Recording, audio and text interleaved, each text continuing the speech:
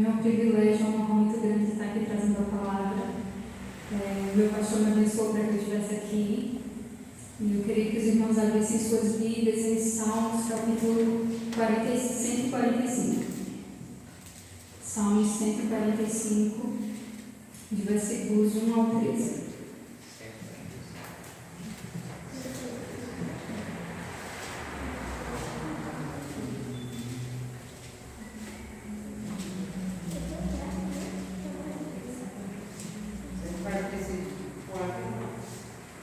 Salmos 145, do 1 ao 13. Vou ajeitar aqui.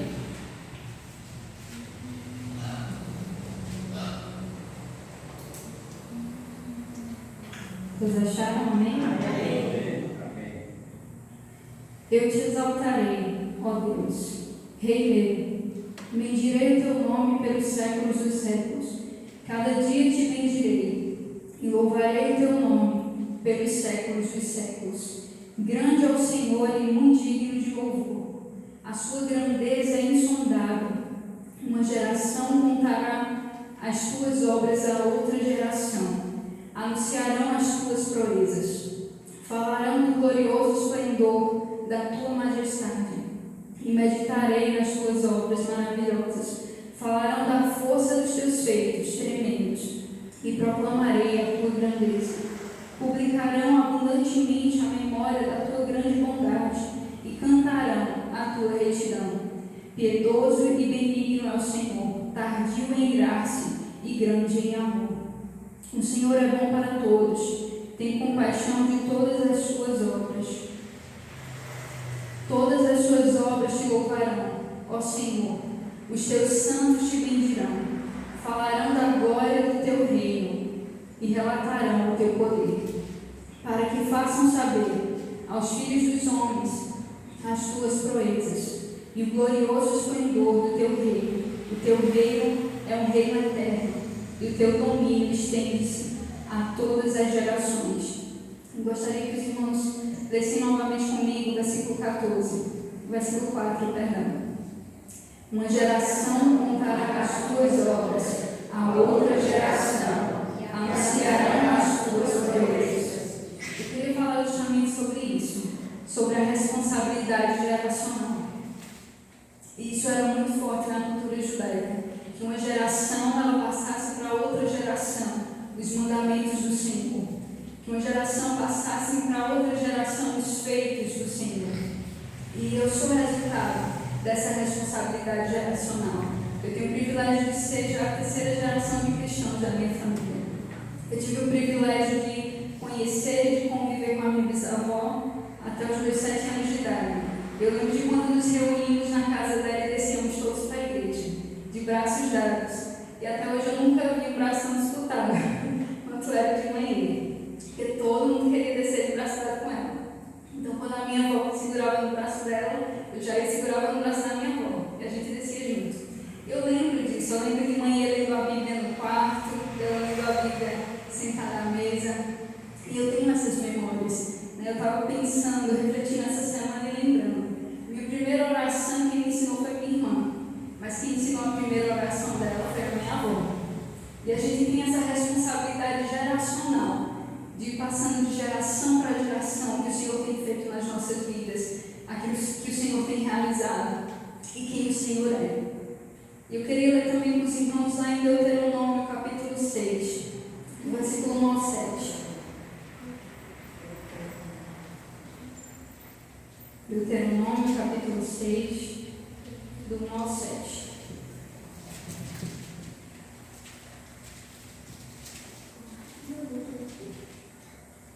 Amém? Amém. Estes são os mandamentos, os estatutos e os juízos que o Senhor, o teu Deus, mandou ensinar-te, para que os cumpras na terra a que passas para possuir, para que temas ao Senhor, o teu Deus, e guarde todos os teus estatutos e mandamentos que ordenam a ti, a teus filhos e a teus netos, todos os dias da tua vida, a fim de que os teus dias sejam prolongados. Ouve, ó Israel, e cuida de pô-los em prática, para que te vá bem e muito te multipliques na terra em que mana leite e mel, como te disse o Senhor, o Deus de teus pais. Ouve, ó Israel, o Senhor nosso Deus é o único Senhor. Amarás o Senhor, o teu Deus, e de todo o teu coração, de toda a tua alma e de toda a tua força. Estas palavras que hoje te ordeno estarão no teu coração. Tu as ensinarás repetidamente a teus filhos, e delas falarás assentado em tua casa, andando pelo caminho, deitando-te e levantando-te. Isso era algo muito forte, ainda é muito forte na cultura judaica. Quando nós lemos lá os evangelhos, nós vemos que por volta de mais ou menos 12 anos, Jesus é encontrado conversando ali com os mestres, os doutores da lei, sendo questionado. Isso faz parte da cultura judaica. Os meninos e as meninas, mas principalmente os meninos, eles são instruídos nas Escrituras. E quando eles atingem mais ou menos por volta dos 12 ou 13 anos, eles são levados aos doutores da lei, para que eles sejam questionados acerca das Escrituras. Isso é algo muito forte na cultura deles, principalmente no passado, onde não existia a escrita. Então a cultura da oralidade também era algo muito forte. E eles vão passando aquelas histórias de geração para geração. Mas infelizmente, nós temos perdido isso como Igreja do Senhor. Se a gente observar nos Estados Unidos, que é uma nação declaradamente protestante em sua maioria, é uma nação que enviava missionários, mas que hoje está recebendo, porque eles abandonaram essa responsabilidade geracional. E hoje já não existe jovens dentro da igreja, não existem crianças, porque eles não tomaram essa responsabilidade de passar para as outras gerações o que Deus havia feito na vida deles. Infelizmente, se a gente olhar para o Brasil, a gente começa a ver isso na Igreja do Senhor como um todo, que essa responsabilidade geracional ela está sendo abandonada, e a gente começa a ver jovens que não saíram da igreja, mas que estão vivendo um evangelho completamente fora do que as Escrituras falam, que é o evangelho que a gente vê da hipergraça, que eu não sei como tirar. Eu faço o que eu quiser fazer, eu vou para o céu de qualquer forma, e a gente sabe que não é assim. Pecado continua sendo pecado, e a gente precisa continuar andando em retidão. A palavra nos diz: sede santos como eu sou santo. Não que sejamos perfeitos, mas a gente tem que buscar aperfeiçoamento no Senhor. E essa responsabilidade a gente não pode perder, de passar para os filhos, para os netos. Mas isso não é algo que é só para quem tem filho ou netos. Essa responsabilidade geracional é de todos. Porque a Bíblia nos fala lá em Mateus 28:19: ide por todo mundo, pregar o evangelho a toda criatura e fazer discípulos de todas as nações. É para todo mundo. E eu tenho muito comigo essa responsabilidade geracional. Eu comecei ministerialmente com 10 anos de idade. Com 10 anos de idade eu já estava dando aula na salinha das crianças.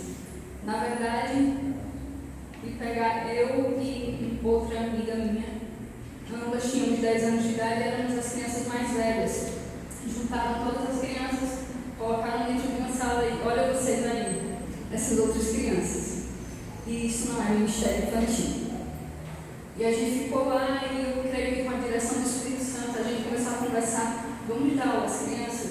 Nós fizemos um cronograma bíblico, 2 crianças com 10 anos de idade, de Gênesis até a morte e ressurreição de Jesus. E a gente foi dando aula para as crianças, contando as histórias, levando atividades, e aquilo ali nos amadureceu muito. E a gente viu as crianças começando a chegar, as crianças da rua começaram a ir, e os pais das crianças começaram a ir porque as crianças estavam indo. E a gente viu aquele lugar que era um culto no lar, foi crescendo, crescendo, crescendo até se tornar uma congregação. Isso por meio das crianças.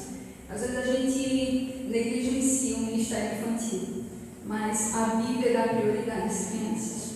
Se a gente lê, Jesus diz: deixai vir a mim os pequeninos, porque dos tais é o reino dos céus. E não só isso, quando Jesus está conversando com Pedro: Pedro, tu me amas?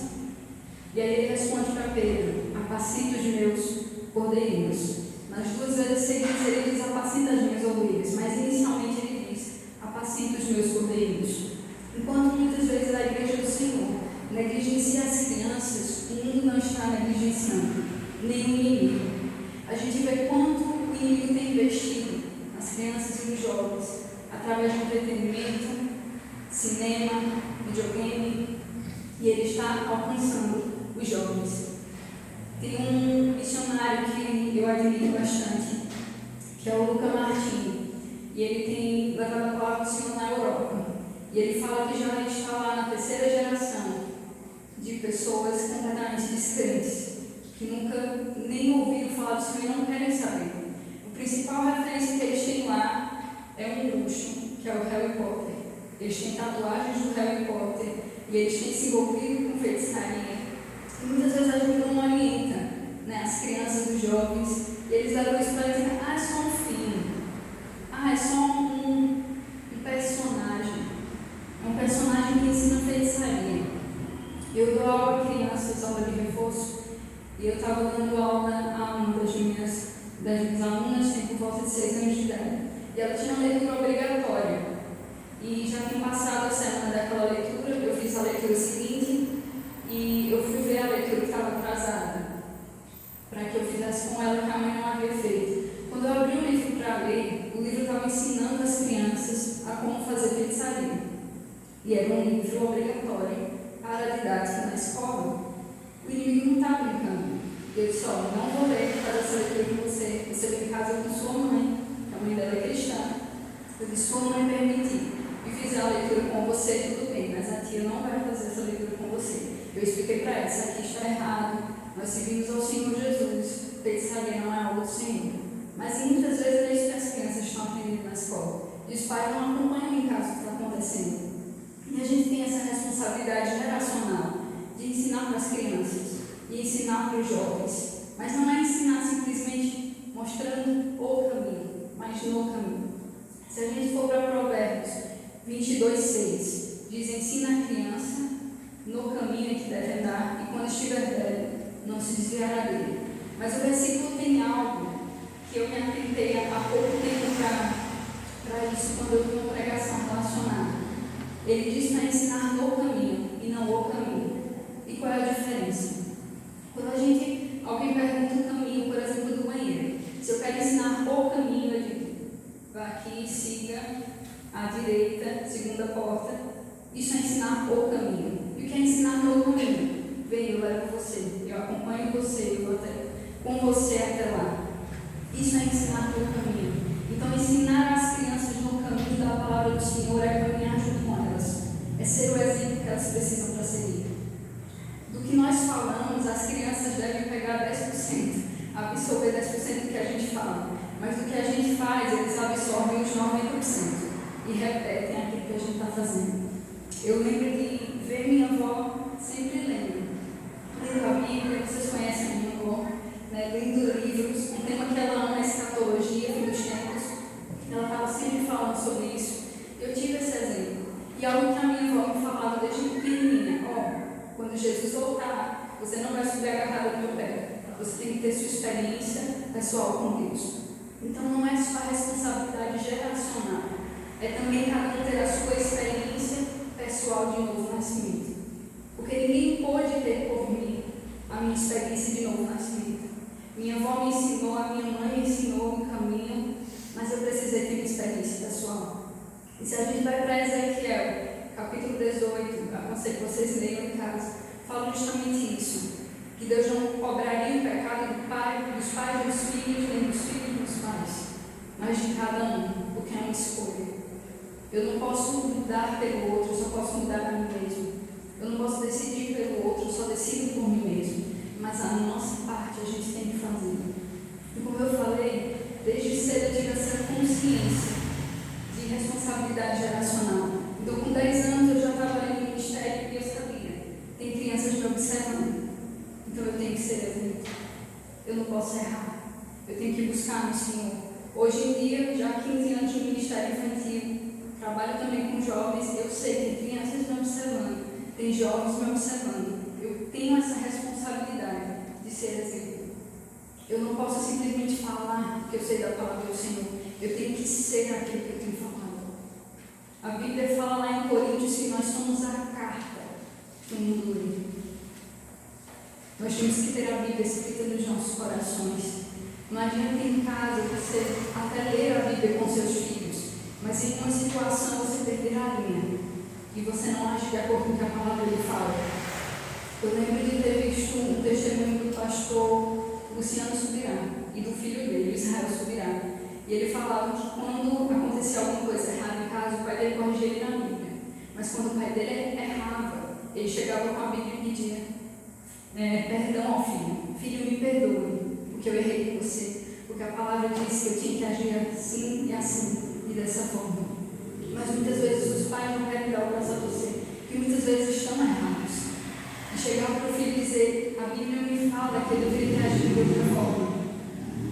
Porque o peso da responsabilidade de casa não tem que ser simplesmente do pai e da mãe, mas o de Deus. Então, agir de acordo com o que Deus tem mandado você agir. E era essa a responsabilidade geracional que eles tinham antigamente, era de passar o que Deus dizia, de geração a geração, quais eram os mandamentos, as instruções do Senhor. E se a gente observar, uma das religiões que mais tem crescido é a religião muçulmana. E não é porque pessoas têm se convertido, mas porque eles têm tido cada vez mais filhos.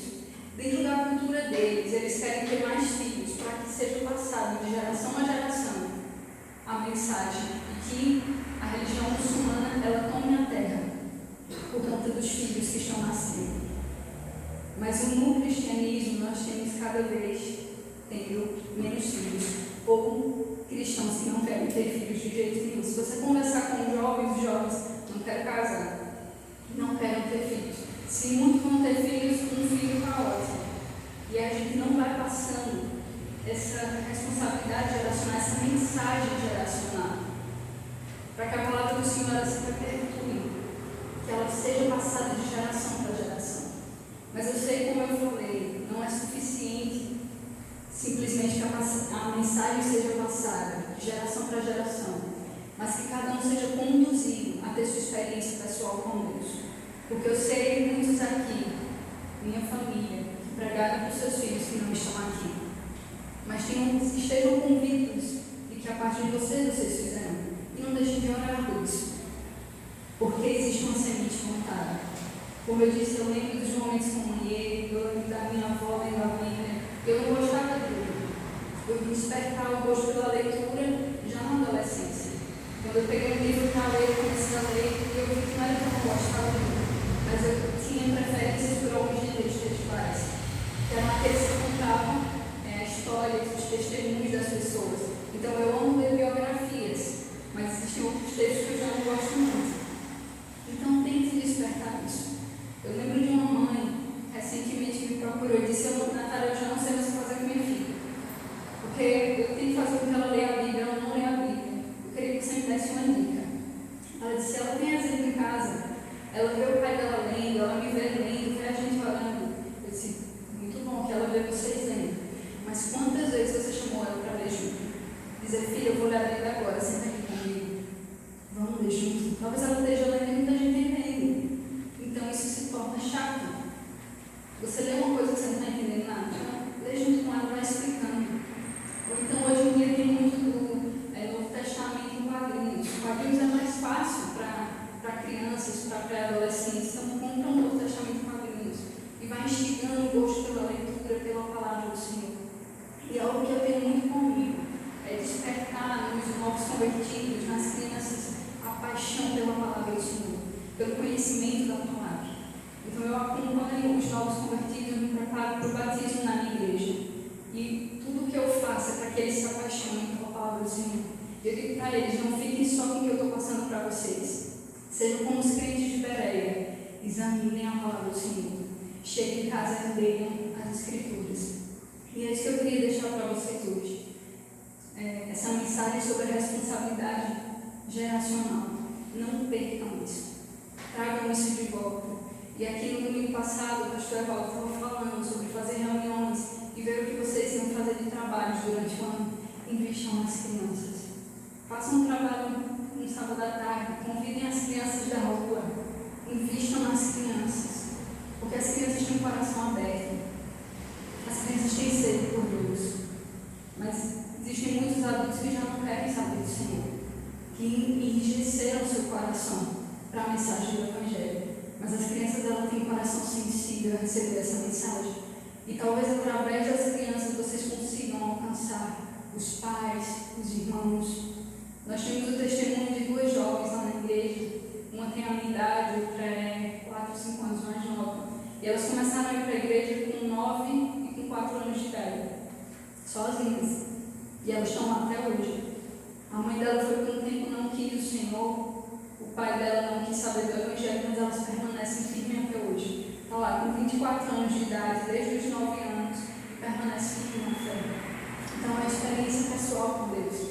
E era dessa geração, de quando eu tinha 10 anos de idade. E eu dava aula para ela, como órfã. E a irmãzinha dela com 4. Hoje ela faz parte da liderança do meio igreja, trabalha junto com o Ministério Infantil. Então invistam nas crianças. Eu sou resultado dessa responsabilidade geracional. E para que vocês vejam mais resultados, de geração em geração aqui. Amém? Amém. Essa